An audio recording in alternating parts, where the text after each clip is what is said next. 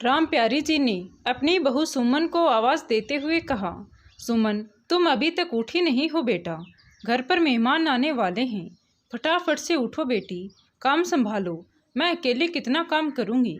लेकिन सुमन ने सुनकर भी अनसुना कर दिया। आखिर राम प्यारी जी से रहा नहीं गया तो वह उसके कमरे की तरफ गई और उसके कमरे का दरवाज़ा खटखटाते हुए बोली, सुमन उठी हो या नहीं? जल्दी उठो बेटा, मेहमान आ जाएंगे। अपनी मम्मी की आवाज़ सुनकर राजेश भी झुंझलाते हुए बोला, सुमन क्या हरकत है ये, अब उठ भी जाओ, 8 बज चुके हैं, तुम्हें पता है ना आज रीना को देखने लड़के वाले आ रहे हैं, उठो जल्दी, थोड़ी बहुत मम्मी की मदद करवा दो। राजेश की आवाज़ सुनकर सुमन हड़बड़ाते हुए उठी। अरे यार, तुम्हें पता है ना कि मैं रात को 2 बजे सोई थी, फिर भी सुबह जल्दी जगा रहे हो, ये तुम कैसी बातें कर रही हो सुमन? तुम कोई काम करके नहीं सोई थी 2 बजे, मूवी देख रही थी, और मम्मी ने तुम्हें रात को ही बता दिया था ना कि कल रीना को लड़के वाले देखने आ रहे हैं, तो अभी तक उठी क्यों नहीं हो? मम्मी वहाँ अकेली परेशान हो रही है और तुम यहाँ आराम से सो रही हो, थोड़ा बहुत उनकी उम्र का तो लिहाज करो। ओ गॉड, क्या आफत है सुबह सुबह, बस चिल्लाना शुरू कर दिया माँ बेटे ने। अब तुम्हारी मम्मी से काम नहीं होता तो मैं क्या करूं? बेटे तुम हो ना अपनी माँ के, तो तुम करवा दो जाकर मदद, मुझसे क्यों उम्मीद कर रहे हो? मुझे सोने दो, कहकर सुमन दूसरी तरफ मुंह फेरकर सो गई। ये देखकर राजेश को बहुत गुस्सा आया। उसने लैपटॉप एक तरफ रखा और उठकर बाहर आया और आकर अपनी माँ से बोला, मम्मी क्या काम करवाना है आप मुझे बोल दो, मैं कर देता हूँ। अरे बेटा, बहू नहीं उठी है क्या? राम प्यारी जी ने पूछा। अब मैं क्या करूं माँ, जब वो नहीं उठ रही है तो मैं इन सब झमेलों में नहीं पड़ना चाहता, इसीलिए मैं भी तो आपका बेटा ही हूँ, तो आप मुझे बता दो क्या करना है, नहीं तो रीना से बोलो वो कर देगी। राजेश चिढ़ते हुए बोला तो राम प्यारी जी बोली, बेटा तुम भी कैसे बातें कर रहे हो? अगर रीना घर में होती तो मैं सुमन से बोलती ही क्यों, वो तो तुम्हारे पापा के साथ मंदिर गई है। मम्मी मैं भी क्या करूँ, तो शुरू में तो आपने ही उसे सिर पर चढ़ा लिया, उससे कुछ काम तो करवाया नहीं, बस ये कहती रही कि ये भी तो मेरी बेटी जैसी ही है, और अब वो आपके सिर पर चढ़कर नाचने लगी है, और आपके ही नहीं मेरे भी सिर पर चढ़कर नाच रही है। मुझे तो समझ में नहीं आता कि रीना की शादी हो जाएगी तो ये घर कैसे चलेगा। अभी तक तो रीना ने घर संभाल रखा था, आपको अच्छी खासी मदद हो जाती थी, पर अब उसके जाने के बाद क्या होगा, सोचकर देखो, राजेश ने कहा और राम प्यारी जी के साथ रसोई में आ गया और राम प्यारी जी की मदद करने लगा। थोड़ी देर बाद रीना और उसके पापा श्यामलाल जी घर आ गई तो रीना ने आकर रसोई में काम संभाल लिया। तब जाकर राम प्यारी जी को थोड़ी फुर्सत मिली। खैर 10 बजे तक लड़के वाले भी आ गए। राम प्यारी जी और रीना ने ही सबको चाय नाश्ता दिया। ये देखकर लड़के की माँ ने कहा, अरे बहन जी, आप ही चाय नाश्ता दे रही हो, आप तो बैठो यहाँ पर, आपकी बहू कहाँ है? वो और रीना मिलकर कर लेंगे काम। तो राम प्यारी जी बस मुस्कुरा कर रह गई। फिर उन्होंने राजेश की तरफ देखा और बोली कि बहू को बुलाओ।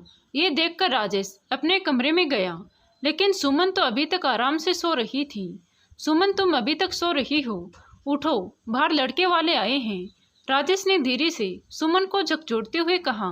तो सुमन थोड़ी तेज आवाज में बोली, क्या है यार, सोने दो मुझे। ये देखकर राजेश ने उसे उठाना ठीक नहीं समझा और चुपचाप बाहर आ गया, क्योंकि अगर वो उसे उठाता तो सुमन लड़ पड़ती और फिर बेवजह का तमाशा हो जाता। लेकिन बाहर तक तो आवाज़ आ ही चुकी थी। क्या हुआ, आपकी बहू की तबीयत ठीक नहीं है क्या? लड़के की माँ ने दोबारा पूछ लिया। हाँ, उसकी तबीयत ठीक नहीं है, इसीलिए वह आराम कर रही है। राम प्यारी जी ने भी बहाना बनाते हुए कहा, कोई बात नहीं, आप उन्हें आराम करने दो और आप नाश्ता पानी छोड़िए, थोड़ी देर हमारे पास आकर बैठिए। आखिर लड़के की माँ ने फिर से कहा। तो राजेश और श्यामलाल जी ने राम प्यारी जी को बैठने का इशारा किया तो राम प्यारी जी भी वहीं उनके पास बैठ गई। थोड़ी देर नॉर्मल बात करने के बाद लड़के वाले सगाई का मुहूर्त निकलवाने की बात कहकर वहाँ से रवाना हो गई। लेकिन रीना की आंखों में आंसू आ गई। ये देखकर श्यामलाल जी ने कहा, बेटा तू रो क्यों रही है? एक ना एक दिन हर बेटी को ससुराल जाना ही पड़ता है। पहले तक तो कोई बात नहीं थी, अब क्या हो गया? पापा, मेरे जाने के बाद मेरी मम्मी तो अकेली ही रह जाएगी, उनसे अब इतना काम भी नहीं होता है, और भाभी तो कहते कहते रीना चुप हो गई। ये सुनकर श्यामलाल जी ने राजेश की तरफ देखा पर कुछ कहा नहीं और चुपचाप अपने कमरे में चले गए। राम प्यारी जी भी आराम करने अपने कमरे में चली गई। इधर रीना भी अपने कमरे में आ गई, पर राजेश को इस बात का बहुत बुरा लग रहा था। उसे भी अब चिंता होने लगी थी कि रीना के ससुराल चले जाने के बाद आखिर इस घर का क्या होगा।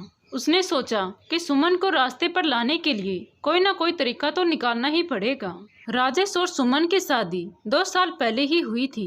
जब सुमन ससुराल आई तो राम प्यारी जी ने शुरू में उससे कोई काम नहीं करवाया, ये कहकर कि सुमन भी तो मेरी बेटी ही है। सुमन के पहनने ओढ़ने पर कोई रोक टोक नहीं थी। रीना को जैसे घर में खुलकर रहने की आज़ादी थी, वैसे ही सुमन को भी रहने की आज़ादी थी। राम प्यारी जी ने उसे एक माँ की तरह ही ट्रीट किया था, लेकिन सुमन ने राम प्यारी जी की इस छूट का गलत फायदा उठाना शुरू कर दिया।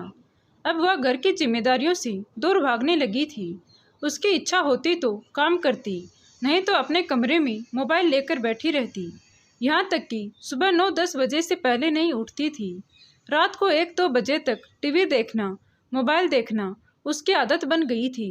लेकिन तब राम प्यारी जी को ये बातें इतनी नहीं अखरती थी, क्योंकि जब उनकी बेटी उनकी मदद के लिए खड़ी रहती थी। पर अब धीरे धीरे राम प्यारी जी को ये बातें अखरने लगी थी। एक तो बढ़ती हुई उम्र और अब रीना की भी शादी पक्की हो चुकी थी। उसे अब ससुराल जाना था, तो उसके बाद अब कौन उनकी मदद करेगा, ये सोच सोच कर उनके हाथ पांव फूलने लगे।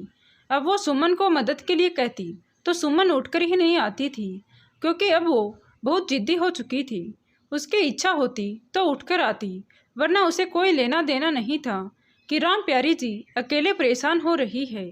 खैर, राजेश जब अपने कमरे में गया तो देखा कि सुमन उठ चुकी थी। वो शायद बाथरूम में थी। उसने घड़ी की तरफ देखा तो दोपहर के 12 बज रहे थे। सुमन जब बाथरूम से बाहर निकल कर आई तो राजेश ने कहा, सुमन आज मम्मी जी से मिलने चलें क्या? तो सुमन ने कहा, अरे आज अचानक मेरी मम्मी से मिलने की क्या सूझी? अरे बहुत दिन हो गए ना, इसीलिए बोल रहा था, राजेश ने कहा। तो सुमन झट से तैयार हो गई। थोड़ी देर में नहा धोकर नाश्ता कर तैयार होकर राजेश के साथ अपने मायके रवाना हो गई। वहां पहुंचे तो अचानक अपनी बेटी और दामाद को देखकर उसकी मम्मी कावेरी जी बहुत खुश हो गई। वो उस समय दोपहर का खाना ही खा रही थी। उन दोनों को वहां देखकर उन्होंने अपनी बहू काव्या से उनके लिए भी थाली लगाकर लाने के लिए कहा।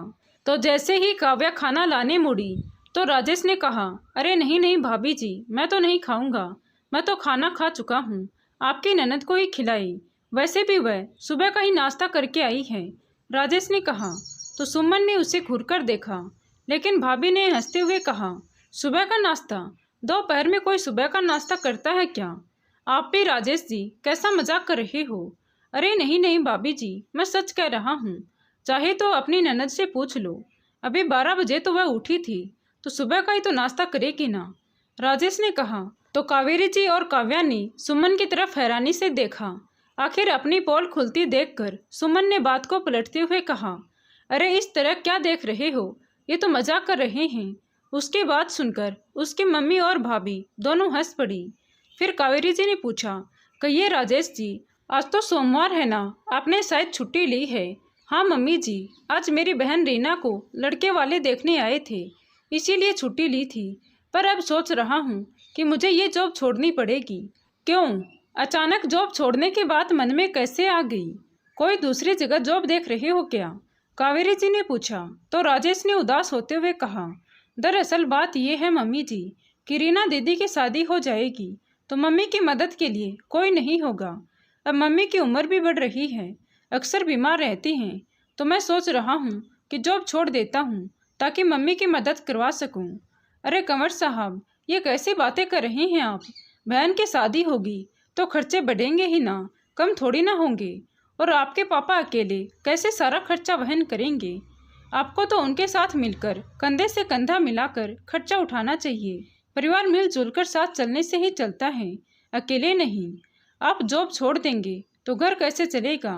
और वैसे भी अपनी मम्मी की मदद के लिए आप अपने पापा पर वजन डाल रहे हो। मम्मी के लिए सुमन है ना घर पर, कावेरी जी ने कहा। तो राजेश बोला, मम्मी जी, जो बात आप मुझे समझा रही हैं अगर वही बात आप अपनी बेटी को भी समझा देती तो ज़्यादा अच्छा रहता, क्योंकि उसे पता नहीं है ना कि परिवार मिलजुल कर काम करने से ही चलता है। ये मेरी मम्मी की मदद कभी नहीं करती है। अचानक राजेश ने कहा तो सब लोग सुमन की तरफ देखने लगे, जबकि सुमन अपनी नज़रें झुकाए खड़ी हुई थी। फिर राजेश ने सारी बातें कावेरी जी को बताई, जिसे सुनकर कावेरी जी को बहुत गुस्सा आया। उन्होंने सुमन से कहा कि मैं क्या सुन रही हूँ सुमन, तुम ऐसी हरकतें कैसे कर सकती हो? तुम्हारी सास तुम्हें बेटी मानती है तो तुम उसका नाजायज़ फ़ायदा उठा रही हो। और जब मैं तुम्हारी भाभी की थोड़ी बहुत मदद करने रसोई में जाती थी तब तो तुम बड़ी गुस्सा हो जाती थी। तब तो बड़े शान से कहती थी ना कि भाभी के होते हुए आप क्यों काम कर रही हो। तो तुम्हारे बारे में भी तुम्हारी ननद ऐसे ही बोलती तो ज़्यादा अच्छा रहता। शुक्र मनाओ कि तुम्हारी ननद तुम्हारे जैसी नहीं है। आज तो सुन लिया है मैंने ये सब। अगर आज के बाद इस तरह की हरकतें करने की कोशिश भी की तो इस घर के दरवाजे हमेशा के लिए तुम्हारे लिए बंद हो जाएंगे। आखिर कावेरी जी की फटकार से सुमन ने वहाँ से चलने में ही भलाई समझी और उसने राजेश की तरफ अपने घर चलने के लिए इशारा किया। लेकिन अब सुमन जब अपने ससुराल पहुंची तो एक नए रूप में परिवर्तित हो चुकी थी। अब वह राम प्यारी जी की मदद भी करने लगी थी और अपनी जिम्मेदारियां भी उठाने लगी थी। तो ये सब देखकर राम प्यारी जी को हैरानी भी हो रही थी और खुशी भी मिल रही थी। अब वह दोनों मिलजुल कर रहने लगी थी। तो दोस्तों, राजेश की ये अपनी पत्नी को सही रास्ते पर लाने वाली चाल आपको कैसी लगी, कमेंट करके ज़रूर बताएं। कहानी अच्छी लगी हो तो प्लीज़ वीडियो को लाइक करें, शेयर करें और हमारे चैनल कहानी विद देवांशी को सब्सक्राइब ज़रूर करें। Thank you.